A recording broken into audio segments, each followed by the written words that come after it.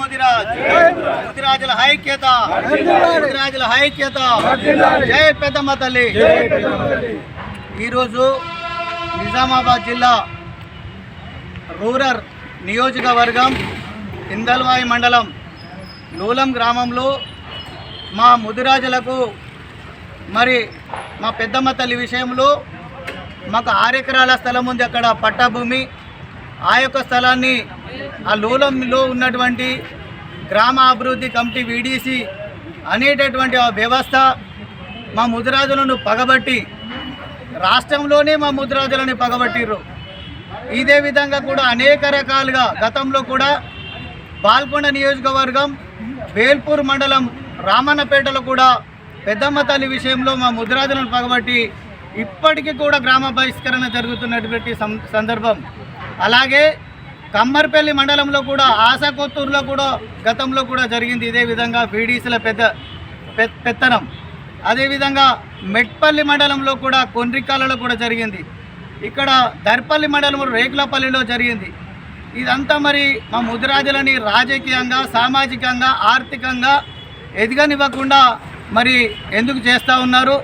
మరి మేము ఇక్కడ ఈ రాజ్యాంగబద్ధంగా మమ్మల్ని ఉండాలా మరి మరి వెలివేయడానికి కారణాలు ఏంటి?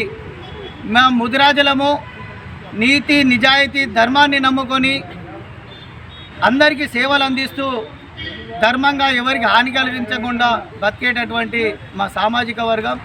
అటువంటి వాళ్ళని వల్ల మమ్మల్ని రాజకీయంగా ఎదగకుండా 2009లో కూడా మాకు బీసీడీ నుంచి బీసీఏలోకి కాంగ్రెస్ ప్రభుత్వం ఇచ్చి ఒక పక్క ఒక చేతు నుంచి ఇస్తారు, ఇంకో చేతు నుంచి తీసుకొని కోర్టులో కేసులు ఇస్తారు.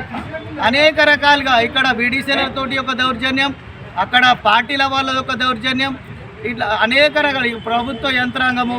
తర్వాత ఇక్కడ ఏదైతే ఎంఆర్ఓ గారు కానీ ఇక్కడ ఎస్ఐ గారు కానీ గ్రామ స్థాయిలో ఉన్నటువంటి సర్పంచ్ వ్యవస్థ వాళ్ళు కానీ మమ్మల్ని ఓన్లీ ఓటర్లుగానే వాడుకుంటున్నారు. ఎలక్షన్లు వచ్చినాయంటే మాకు ఓట్లు వేసి బ్యాంకు కానీ వాడుకుంటున్నారే కానీ మా ముదిరాజులకు ఇట్లాంటి గ్రామ బహిష్కరణలు కానీ మా ముదిరాజుల మీద దాడులు కానీ జరుగుతున్నప్పుడు మాకు ఎవ్వరు కూడా ఆదుకోవడం లేదు.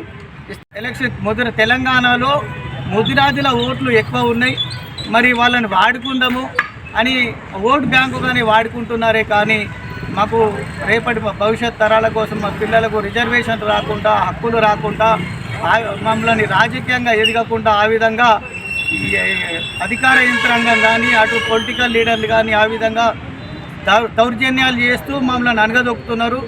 ఈ గ్రామ స్థాయిలో ఉన్నటువంటి నిరుపేదలకు రెక్కాడితే డొక్కాడని పరిస్థితులు ఉన్నటువంటి మా ముదిరాజు బిడ్డల పైన కూడా మరి ఈ విధంగా గ్రామ బహిష్కరణలు చేస్తూ మా ఉన్నటువంటి పెద్దమ్మ తల్లి గుళ్ళలకు కంచేస్తారా? ఎవడైనా కంచేస్తారా?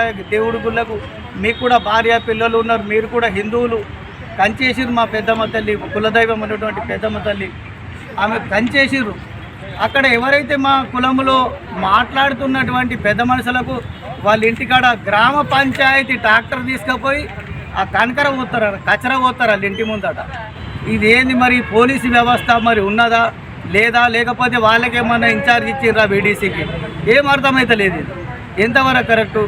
దీనిపైన ఈరోజు ప్రజావానికి గౌరవ కలెక్టర్ గారి దగ్గరికి అలాగే ఇక్కడ గౌరవ సిపి గారి దగ్గరికి కూడా వచ్చి మా లూలం ముదిరాజుల సమస్య పైన వినతి పత్రాలు ఇవ్వడం జరిగింది.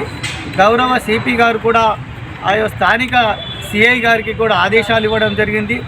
మరి మాకు 24 గంటల లోపల మా ముదిరాజుల యొక్క సమస్యని క్లియర్ చేయకపోతే, మాకు న్యాయం జరగకపోతే గ్రామ స్థాయి నుంచి రాష్ట్ర స్థాయి దాకా ముదిరాజులందరినీ కూడా చైతన్యం చేసి మేము రస్తారోకోలు చేస్తామని చెప్పేసి ఇటు ప్రజాప్రతినిధులకు అటు అధికారులకు హెచ్చరిస్తూ ఉన్నాం.